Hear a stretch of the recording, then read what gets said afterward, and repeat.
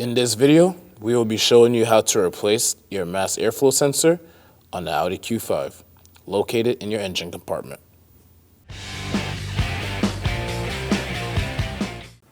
To get started, our mass airflow sensor is always attached to the air box and the air intake tube. To get started, we need to remove the connector from our sensor. To do this, I'll be using a pick.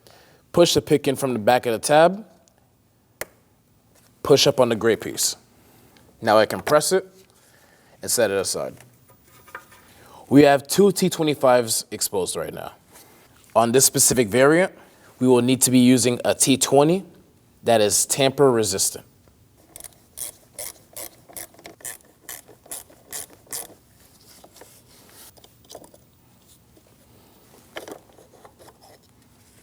When installing your mass airflow sensor, it only goes in one way.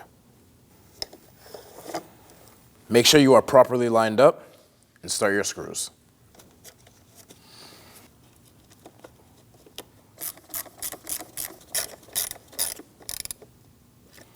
Now let's reattach our connector. Push the tab in, clear any codes that you might have in the system, and take it for a road test.